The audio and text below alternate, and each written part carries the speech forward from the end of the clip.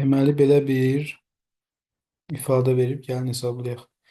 1 bölünsün loqaritma 3 əsasdan 21-in yerinə loqaritmanın sərhədlərini dəyişib loqaritma 21 əsasdan 3 yazmaq olar.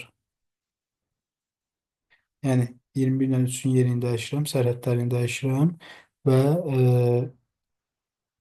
1 bölünsün loqaritma 3 əsasdan 21-in yerinə loqaritma 20 əsasdan 3 yazıram. Bunu niyə belə yazdım? Çünki loqaritmada belə bir qayda var ki, mən loqaritma A əsasdan B'nin yerinə 1 bölünsün loqaritma B əsasdan A yaza bilərəm. Yəni bunların sərhədlərini dəyişməklə bunun tərsini yaza bilərəm. Buna əsasən biz bunu yazacağıq.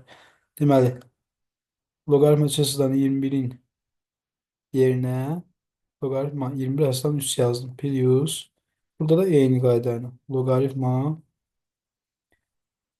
7 əsasdan 21-in yerinə 21 əsasdan 7 yazıram və bunu kəsirdən azad edirəm. Artıq bunun əsasları eynidir. Hər ikisi 21-dir. Biz də bilirik ki, əsasları eynidirsə toplamada yuxarı sərhədlər bir-birinə vurulur. Yəni 3-ü vururuq 7-yə. 3 vurulsun 7 o da deyəcək 21. Loqaritma 21 əsasdan 21 də 1-ə bərabərdir. Olacaq C bəndi.